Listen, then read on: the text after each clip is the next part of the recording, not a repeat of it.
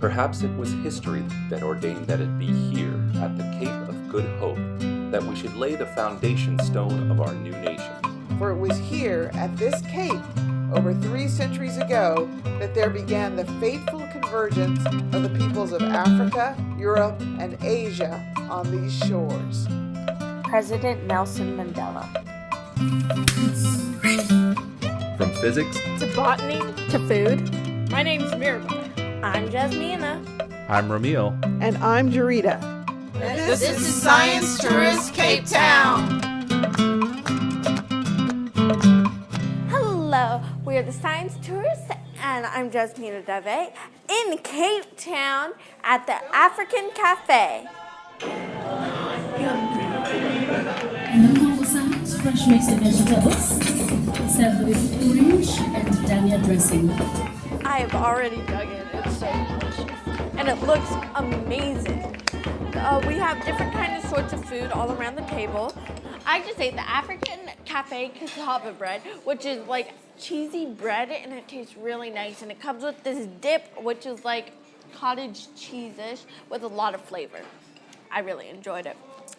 They're what looks like kind of crepes with curry inside. It's so good. It's a Cape Malay roti and curry, and it's, as you can see, it's red lentil curry with red lentils inside and a wrap on the outside. Delicious. This is the Congo salad. This is a papaya with different things in it. All of these things come with different dipping sauces and different things to eat. It's so good. Oh, this is my favorite, personal favorite. Some hake that's just covered and battered. And we got the recipe once, and Mom has been making it ever since. Springbok curry. Yes. Rice? Okay. I got it this time. Broccoli salad. Rice. Springbok curry, like my shirt. Drumsticks.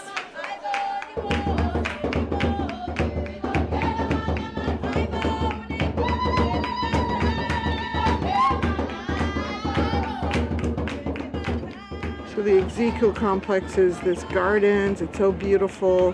There's lots of museums. It butts right up against downtown Cape Town. Believe it or not, this is where the Ezequiel Planetarium is, inside this colonial-looking building. And you can see that there is the dome. I think it's really an amazing exhibition. On a personal note, I can tell you that as a youngster, I was always interested in maths, science, biology, chemistry, and I couldn't choose. And I found astronomy to be the topic where I could, find all of these topics. Nanotechnology, it's very interdisciplinary. And now I found the arts and the culture part of it too. And so how did you conceive of the project? I think there's a deep connection between photography and astronomy. Yeah. Yes, there is. That is a one deep of the history. first concepts we have been inspired And actually by. there's a deep connection between photography and Cape Town astronomy. How's that? I didn't know. So we were in the archive at the South African Astronomical Observatory, and they showed us a little logbook. And it's all just full of figures that they were writing down. And there's a tiny drawing of a comet.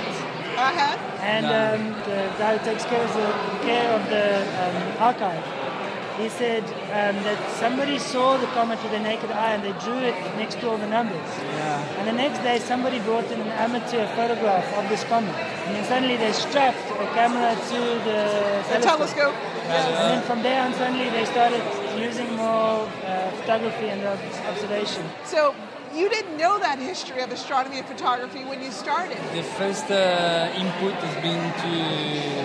came from that side. I mean, we wanted to explore this connection between the photography and astronomy through the camera. So because it's just an interpretation of the reality in some way. Also astronomy, because it's everything is passing through the lens. So it's quite amazing, the relation. So you guys have just redone the planetarium. That's correct. We've just upgraded to a complete, fully 8K digital system. Lots of fun for everybody. And what about your ability to do your job? Because you do planetarium shows as well, right? And this month, in fact, we started doing what we call Sky Tonight programs, live astronomy programs, where we present Earth-based astronomy to the public, the old stuff we used to do in the optomechanical planetarium, but with a new system we can leave the Earth, so we can go a little bit further out. Can you say something to encourage people to come to the planetarium? I've been here for 30 years. It's not a job, it's a hobby. It's cool fun. So if I can stick it out for 30 years, you can stick it out for 40 minutes, and I guarantee you'll come back after that 40 minutes for another experience. Great.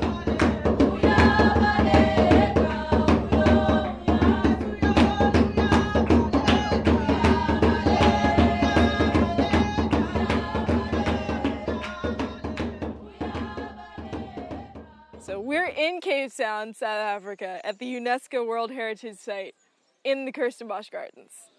I'm Mirabai, here with the science tourist, and this is my guest star, the common tree fern. It's weird because it's a fern, also kind of a tree. They think it's a tree because it's tall.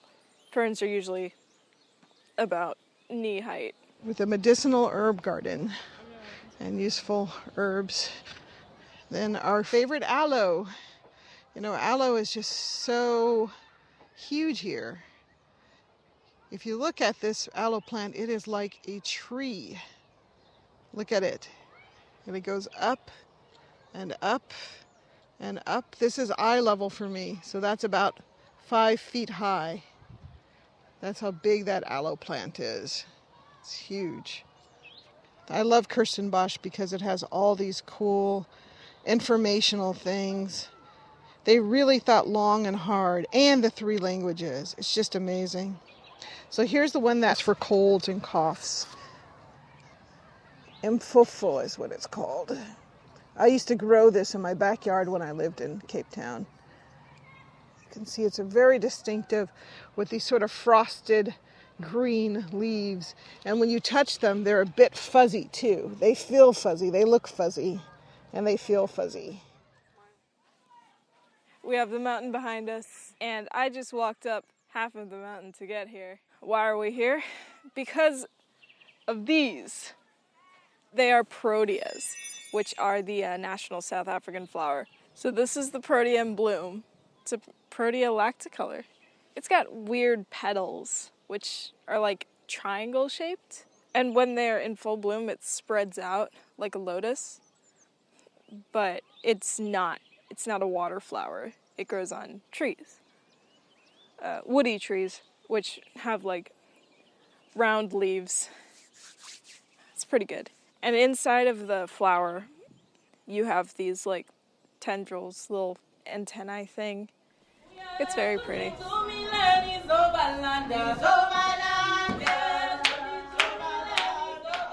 I'm Lerothodi Leeuw, and I'm an astronomer at the University of South Africa, here at SAO, where I did my MSc. So first you got to explain, what is SAAO? SAO is a South African Astronomical Observatory. And what is an MSc? An MSc is Master of Science. So I did my Master of Science here at the observatory using their telescopes. The telescopes are in Sutherland, so this is the headquarters where the astronomers work from, and where they reduce their data once they've collected the data in Sutherland, and also where they plan all those observations and indeed run the observatory from. And of course, I think one of the other exciting things about being at this observatory is because the observatory is quite old. So the site is one of the oldest in Cape Town, and some of the buildings are the original architecture, the original fittings. So it's amazing that, you know, when you stay and work from here, you can be at the observatory amongst all these old, buildings and structures, doing very, very advanced science, but as well as, and then move from that and go to this beautiful city of Cape Town. It's a privilege that we as astronomers have, that is exciting and unique to us beyond just the work. This library is great. It's 2 stories. We can see that there's a lot of books here, but I know that astronomers don't use books very often anymore. They use digital collections. So is there a digital collection that's associated with this library? Yes, before I tell you that you're wrong about them not using books, I actually do use books, and especially the ones that are interested in the history of astronomy that we've seen today at our workshop, at our seminar. But yes, we have access to e-journals, and we have access to a number of them. So we go from 1700s right through to today, the actual bound volume of journals right through until the e-journal. 1700, yeah. Wow. Yeah. We also are the only library in Africa that's got some of the volumes. So yes, we're very proud of our heritage here at the observatory, but we're also very proud of the cutting edge access that we give our astronomers and our researchers.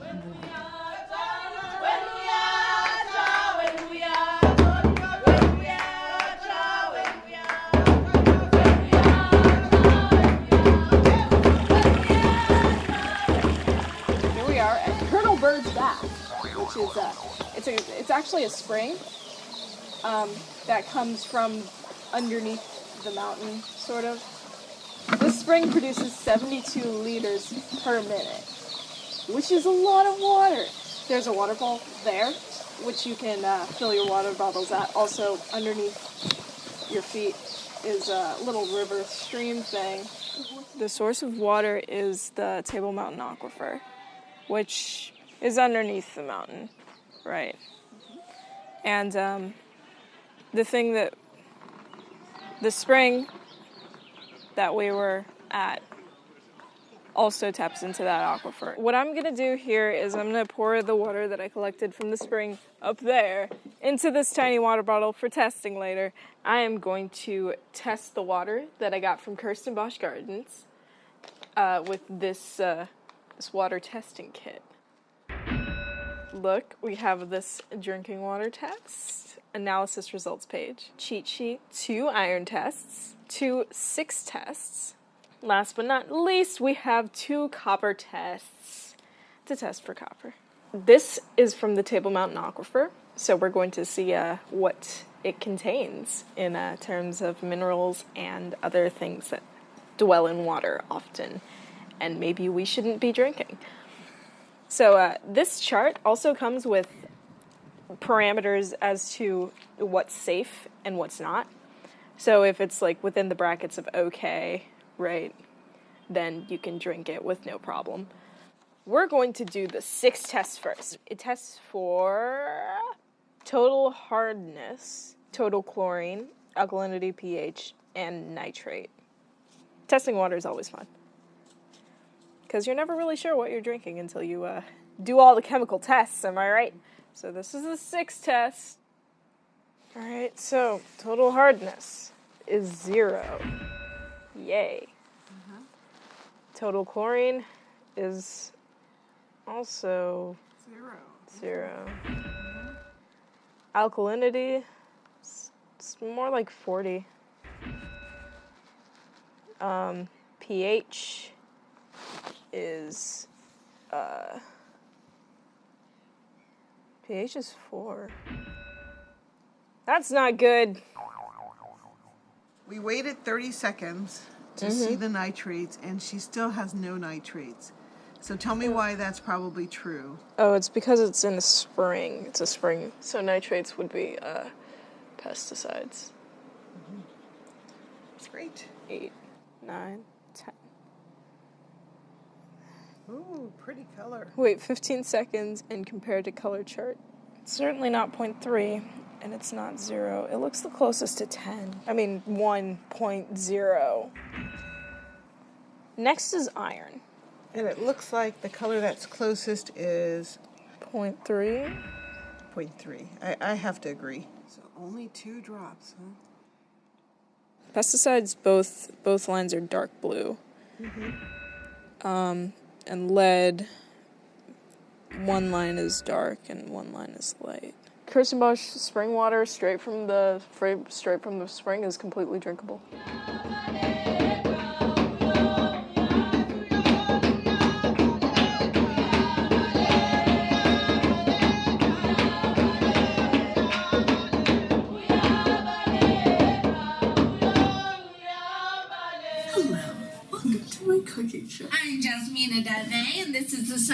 is here with its cooking part, featuring me. Today I'll be cooking red lentils with a roti cover like a crepe, but instead it's like a savory. I learned this from the African Cafe back in Cape Town, South Africa. It's a Cape Malay roti and curry, and it's, as you can see, it's red lentil curry with red lentils inside and a wrap on the outside. Delicious. These are onions, a whole onion chopped up, 2 cloves of garlic, lentils, sea salt, cayenne pepper, cumin, some ground turmeric, olive oil, coconut milk. And our first step would, of course, be turning this on to a medium temperature, where I will add olive oil. You're actually going to saute the spices for more flavor. Just smell those spices sizzling up your nostrils, the most delightful smell. So first we're gonna add our onions to the mix. We're not adding our garlic the same time as our onions in case our garlic burns. Here's what I've made. This is the onions with all the spices. Look at them sizzle. This is Jasmina washing dishes. We never see this. So, my favorite ingredient, always good with whatever you do, some good hard salt. I'm gonna put in this much. 1, 2, 3. Good for anything. Now we're gonna add the simply delicious beans. Don't stir it too much that it starts frying. Add your coconut milk, which is going to make it so much creamier. I'm going to quickly stir my yellow lentils. I'm going to receive a pan for frying my red peas in. I'm going to use flour and warm water, which is warming up in the microwave because it's easier. And it is about 1 cup of water. I'm going to put in some flour, a generous amount, some smoking hot water. Ooh, it's looking fine today. It looks so gross. I am ready. All right. That was very elegant. I liked it. Ew! Nope. So you open it, now flip it over. Yes. And so that it's always going on the very floury side. There you go. That is a roti. Cut your first roti. Just flip it right over. Yes. Yes, finally. This is hard work. Look, see? It's puffing. This is what I've made out of my lentils. This is my rotis with butter on them. I'm actually going to flip them over onto here so that I get the coldest one because they're all really, really hot. I don't want to hurt my hands. Take just a little scoop, put it on one side of your roti, and roll like a pig's blanket. I made your favorite meal, Mirbai. This is the roti, the African Cafe. So Mirbai, it's a bit spicy, so open wide. We can, lady. Go on. You guys gotta eat each end? Yeah. Okay. Mirbai, look at the camera and tell us how it is. Bland. Yes. It needs salt. Jasmina, you're going to. How's it taste? Let her taste it now with salt. Okay, add salt. Have a bite. Tastes better. More flavorful, definitely.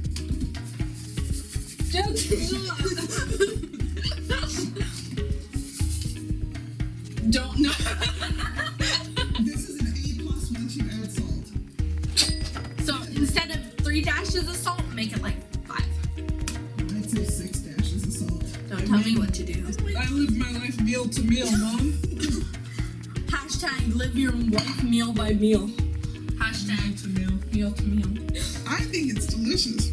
Whoa, it's got a kick too. Yeah, it does. It was just a little bit of cayenne too. I know, but it's like But But it's I'm really out there, you know, Kim Possible, who?